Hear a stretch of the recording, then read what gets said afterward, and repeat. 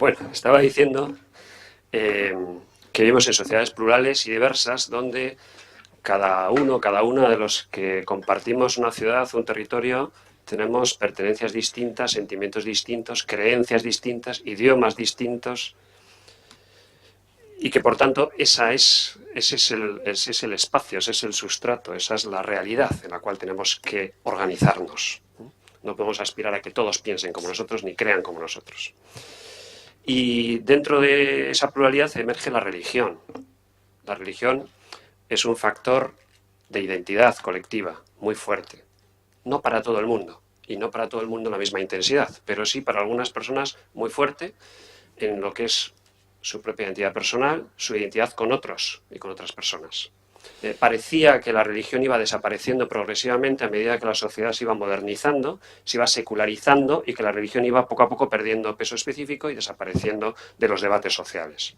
En la religión que aquí tradicionalmente ha sido mayoritaria y sigue siendo mayoritaria, hay una forma de organización eclesial, que decimos, que es relativamente clara. El de otros que no hemos tenido tanto contacto, pues no conocemos tan bien, pero es que además tampoco tienen necesariamente que tener la misma organización, ni la misma capacidad de interlocución. La frontera entre lo religioso y lo cultural, entre la tradición religiosa y lo que es cultural, es muy difusa también. En todo este panorama también surgen nuevos movimientos de espiritualidad que a veces pues, están en la frontera entre lo que es religioso y lo que no sabemos cómo catalogarlos, cómo categorizar. Y como sucede en cualquier otra sociedad, pues la mayoría, esa mayoría, no sé si silenciosa o no, pero ha habido una mayoría, ha habido una tradición dominante más poderosa que ha ido configurando el espacio público, que ha ido configurando las normas, los símbolos, los calendarios, la forma de vestir, de comportarse, de hacer, de no hacer. Y muchas instituciones, muchos espacios nuestros no están preparados para esto. Están pensados, están configurados desde una mayoría que ha podido ser religiosa, que luego ha tenido que negociar con una posición antirreligiosa, y de esa cierta negociación tenemos más o menos lo que tenemos, pero en esa negociación todavía no han participado los que practican, siguen, creen en otras tradiciones religiosas que también conviven aquí, también pagan impuestos. Los poderes públicos tienen que intervenir para que se pueda ejercer la libertad de religión por aquellos que más dificultades tienen.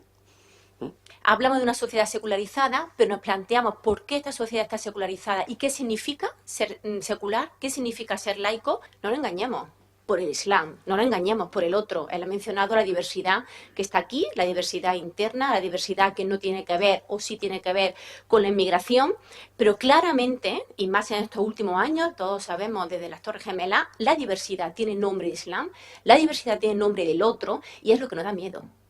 Pero, sin embargo, lo que habían profetizado como iba a ser la secularización que llegaría a ser completa con la modernidad, no ha sido así.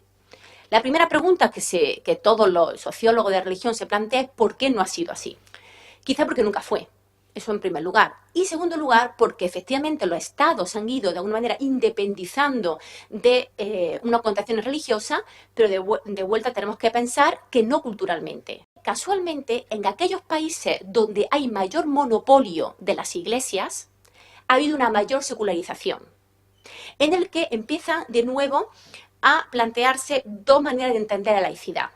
Una, que es aquellas personas que dicen que la laicidad tiene de alguna manera que ser laicismo y excluir todo lo que es el hecho religioso del espacio público, y por tanto el derecho a ser diferente, el derecho a la diferencia, como decía Eduardo, no justifica derechos diferentes.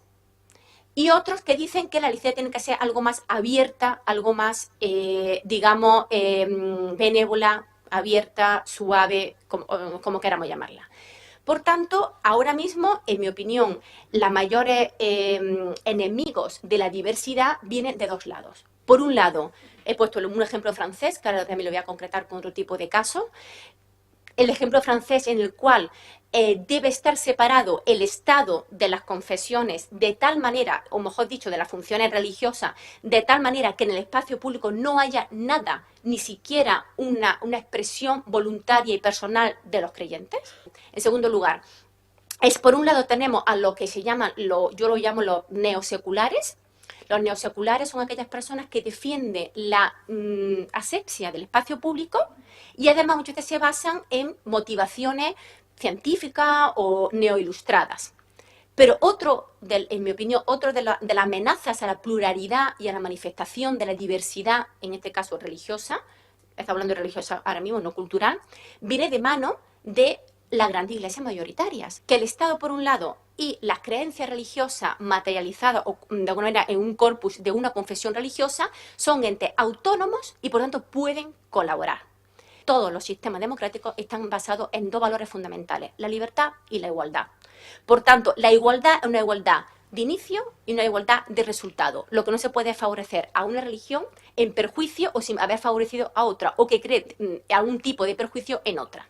El acomodo razonable es la técnica que consiste en esto, que consiste en decir, bueno, si hay una norma, si hay una forma de hacer las cosas, que aun no queriendo a un grupo determinado le supone un perjuicio, si eso sucede, hay la obligación de acomodarlo, de mover, de cambiar algo, para que ese grupo, para que esas personas que pertenecen a ese grupo estén más cómodas.